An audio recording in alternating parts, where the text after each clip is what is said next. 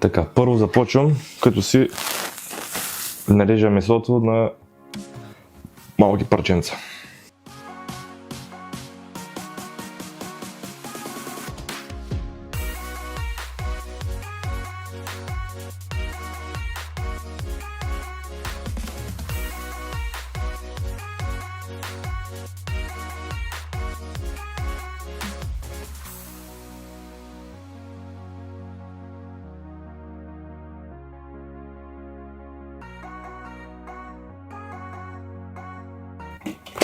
След като месото е нарязано, включвам котлона да загрява и слагам тенджера. Ако ще го правите с ориз, трябва да изплаквате ориза, докато водата не почне да излиза бистра, иначе ще се слепва. На мен ми отне около 7-8 изплаквания.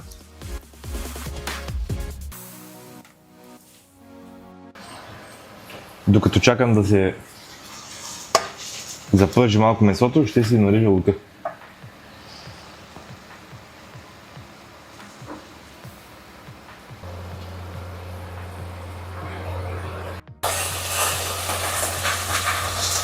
След като се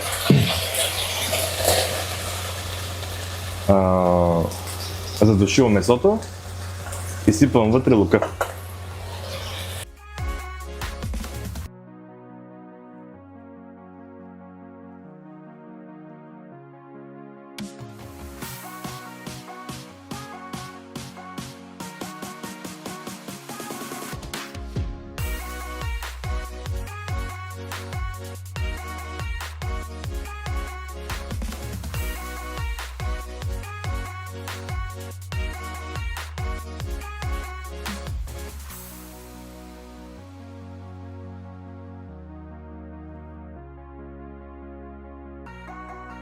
След като се задуши на малко лука, тогава започвам да слагам подправките.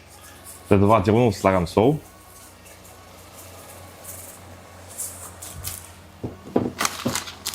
черен пипер,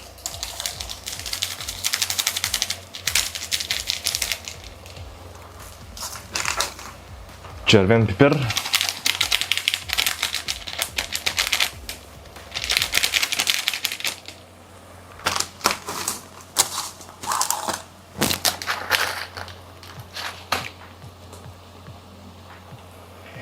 три-четири зърна бахар,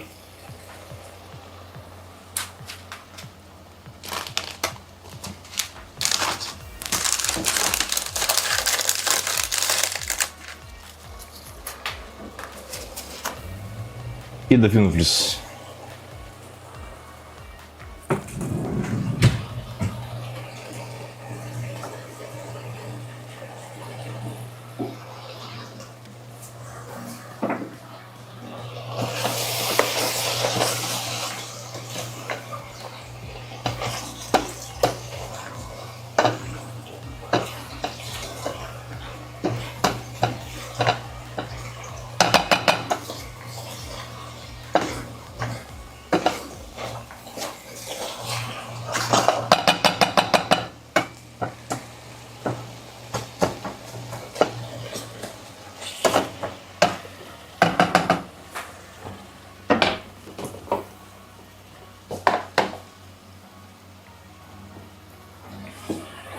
И сега добавям една консерва домати.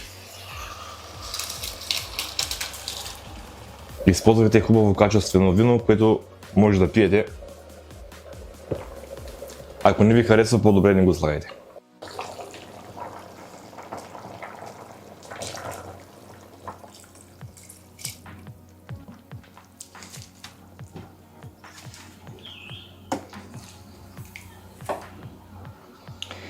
След като добавя виното, чакам да се свари месото.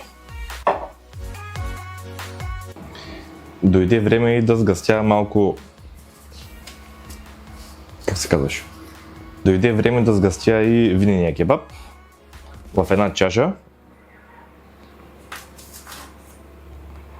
Слагам една супена лъжица брашно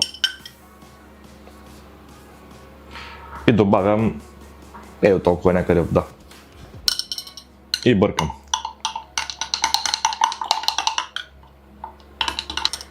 И сега го добавям на тънка струя и бъркам.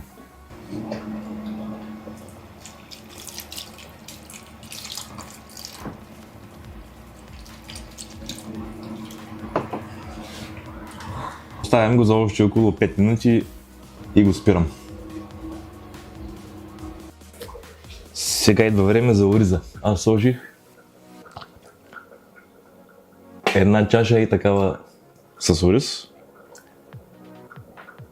и добавям 4 чаши след това вода.